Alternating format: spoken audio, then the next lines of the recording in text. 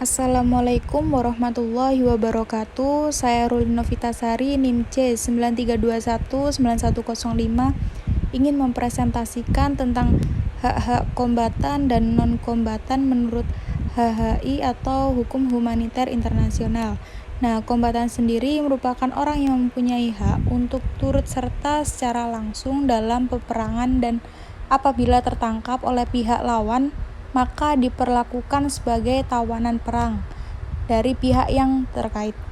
Istilah kombatan dalam protokol tambahan 1 dinyatakan secara eksplisit dalam pasal 43 ayat 2 yang secara tegas menentukan bahwa mereka yang dapat digolongkan sebagai kombatan adalah mereka yang termasuk dalam pengertian angkatan bersenjata atau armed forces suatu negara.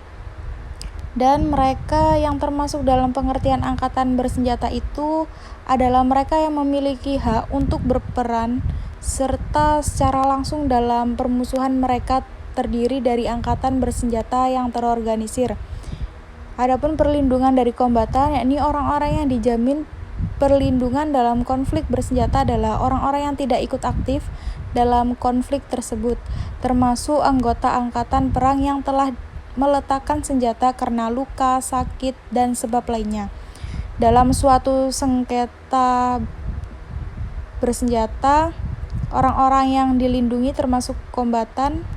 Perlindungan dalam hal ini adalah perlindungan terhadap orang-orang yang turut serta dalam konflik bersenjata yang menjadi korban karena luka, sakit, atau tertawan sebagai tawanan perang, seperti diatur di dalam pasal 13 Konvensi Jenewa 1, 2, dan 3 tahun 1949 dan pasal 4 Konvensi Jenewa 3. Dengan demikian merupakan kewajiban bagi pihak-pihak yang berperang untuk melindungi orang-orang tersebut.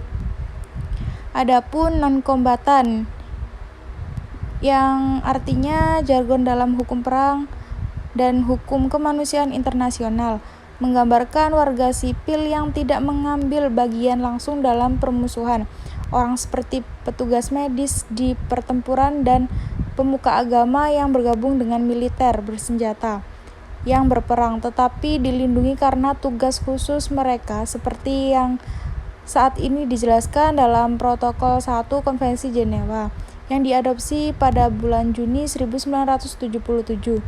Kombatan yang tidak dapat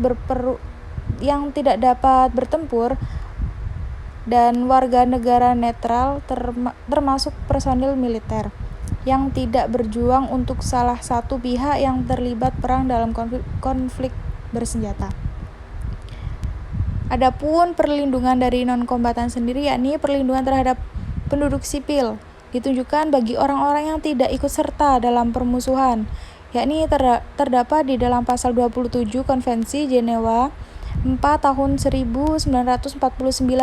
Dalam kaitan ini, pihak-pihak yang bertikai dilarang melakukan tindakan-tindakan sebagai berikut, yakni yang pertama, memaksa baik jasmani ataupun rohani untuk memperoleh keterangan.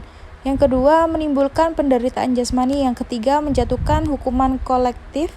Yang keempat, mengadakan intimidasi, terorisme, dan perampokan. Yang kelima, tindakan pembalasan terhadap penduduk sipil. Dan yang terakhir, menangkap orang-orang untuk ditahan dan disandera.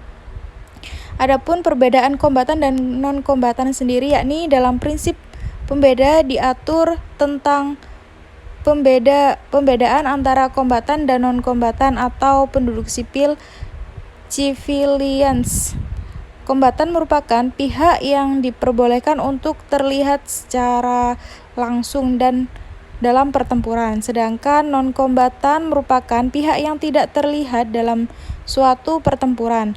Kombatan dapat dijadikan objek serangan, namun non-kombatan harus dilindungi dari setiap serangan. Dalam prinsip pembeda juga diatur mengenai pembeda objek-objek militer yang boleh diserang dengan objek-objek sipil yang tidak boleh diserang.